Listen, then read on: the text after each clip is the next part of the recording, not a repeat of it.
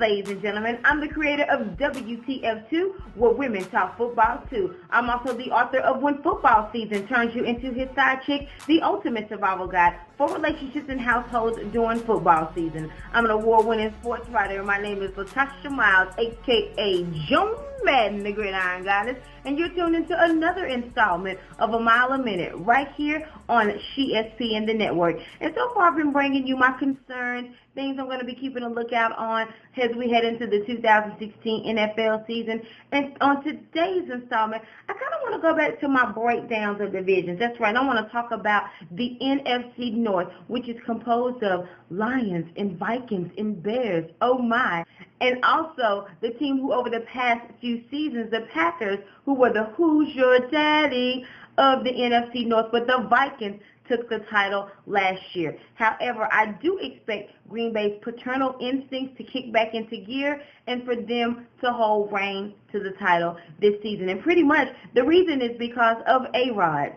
No, silly rabbit, I'm not talking about Alex Rodriguez. I'm talking about Aaron Rodgers. And let's not forget, he's coming off of his version of a Tupac Machiavelli tour with not one, but two Hail Mary performances last season. And I think that he's capable of continuing to do so. Jordy Nelson and Randall Cobb missed significant time last season, but if they remain healthy, that also will make Green Bay dangerous. Not to mention, Coach Mike McCarthy is a gem when it comes to running an offense and head coaching. Their defense concerns me a little bit, though, with the absence of B.J. Raji, Clay Matthews' health, an agent Julius Peppers, and some losses in free agency. But I think that overall, they will dethrone the Vikings. But Teddy B is polished, and he's coming of age as a pocket quarterback. But the most reliable offensive weapon comes from their backfield in Adrian Peterson. However, Teddy has shown that he's been able to make some things happen with an 87-octane receiving corps. Regular, that is. And we'll also get to see what Laquan Treadwell brings to the table in his rookie season.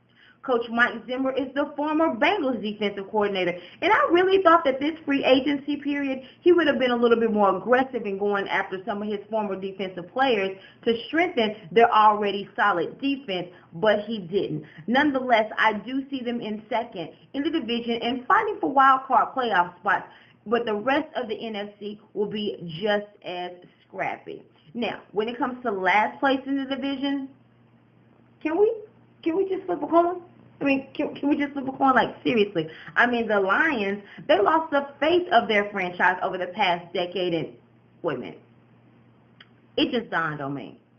A Thanksgiving this season with no Calvin Johnson coming across my TV.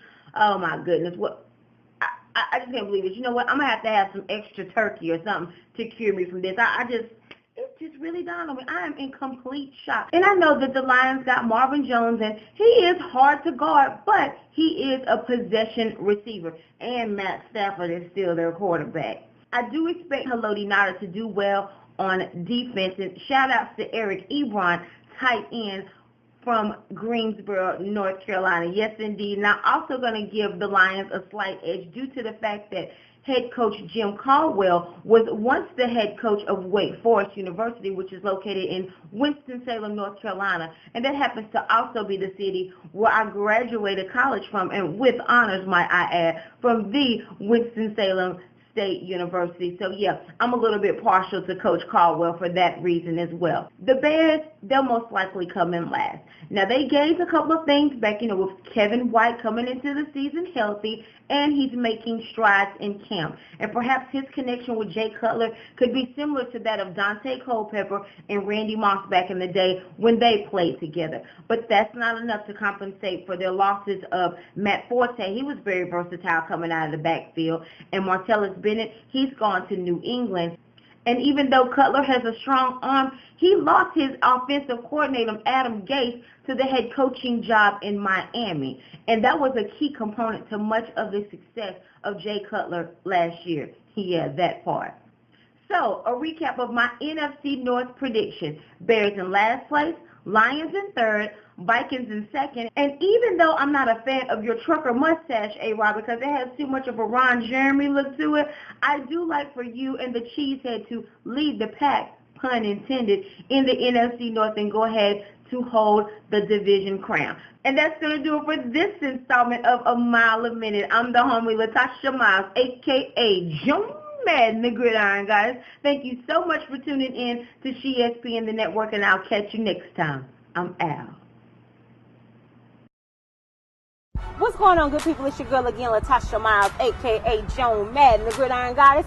Make sure you follow me on Twitter and Instagram at she_SPN and at Facebook at Latasha Joan Madden Miles. And subscribe to my YouTube channel, which is SHESP the Network. Hey, I'm kind of a big deal. You know, I'm a little bit cute, got some beauty, got some brains. That way on that channel, you'll be able to see the interviews that I've done, some of the famous people that I worked with, the projects I've worked on, things of that nature. And don't forget to log on to CreateSpace.com and Amazon.com and get your copies of my book, When Football Season Turns You Into His Side Chick, The Ultimate Survival Guide for Relationships and Households during football season. I appreciate your support, and hey, I gotta run. They're over here calling me on the other line. I gotta manage another fantasy football league. I'm out.